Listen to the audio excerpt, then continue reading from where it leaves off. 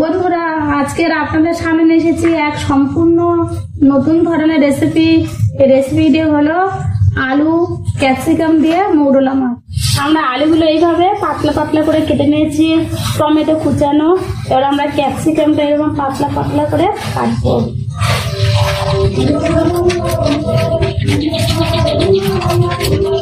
এর জন্য লাগবে 3টি পেঁয়াজ।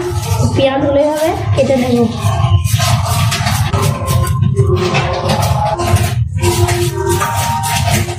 কাঁচা লঙ্কা চিড়ে নেব। আমাদের এই রেসিপিটির জন্য থাকছে মশলা হিসাবে সর্ষে, পোস্ত আর আদা কুচি। আমরা এগুলিকে ভালো করে শিলে বেটে নেব।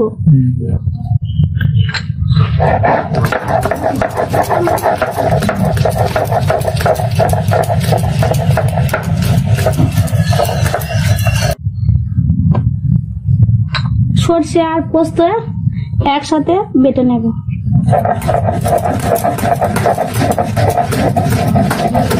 আমরা এবার মাছগুলো ভেজে নেব।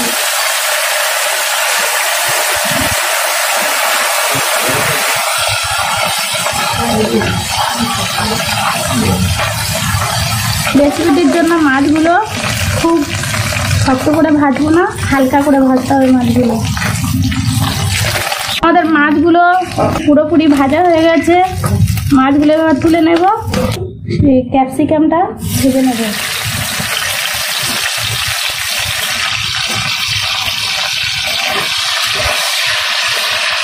ক্যাপসিকামগুলো ভাজা হয়ে গেছে, আমি তুলে নেব।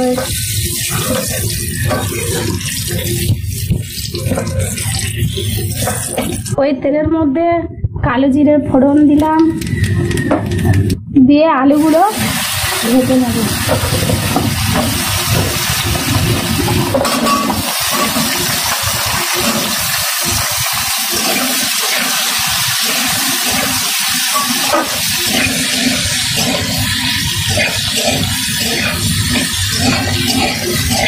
আমরা দিয়ে দেব পেঁয়াজ কুচি, কাঁচা লঙ্কা চেরা, টমেটো কুচানো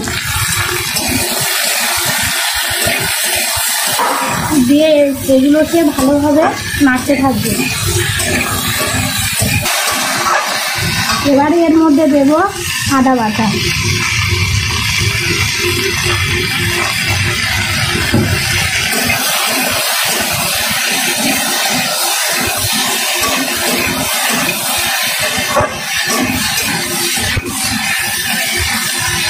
এর মধ্যে পরিমাণ মতো লবণ দিয়ে দেব।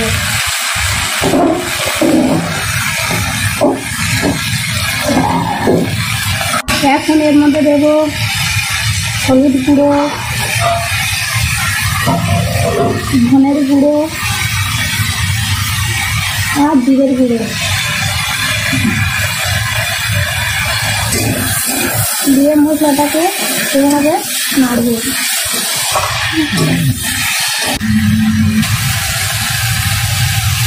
এর মধ্যে দিয়ে দেব 1 চামচ ঝালের গুঁড়ো। ভেজে রাখা ক্যাপসিকামগুলো এর মধ্যে দিয়ে দেব।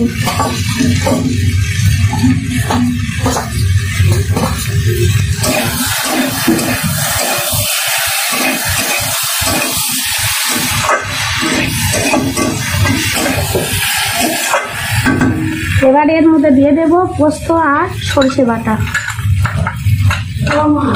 মশলাটাকে আমরা পুরোপুরি নেড়ে নেব। একদম কষা হয়ে গেছে। এবার এর মধ্যে আমি জল দিয়ে দেব।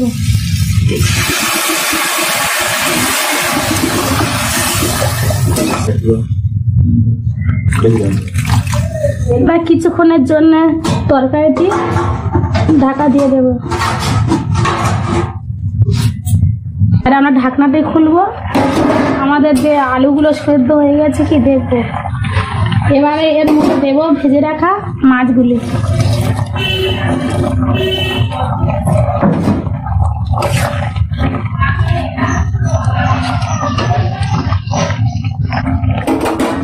আবার কিছুক্ষণ ঢাকা দিয়ে দেব। মৌরলা মাছ ক্যাপসিকামের তরকারিটা হয়ে গেছে। আমরা তরকারিটি নামিয়ে নেব। বন্ধুরা, এটা একদম সম্পূর্ণ নতুন ধরনের রেসিপি। আপনারা চাইলে বাড়িতে খেয়ে দেখতে পারেন, গরম ভাতের সাথে খুব ভালো লাগবে।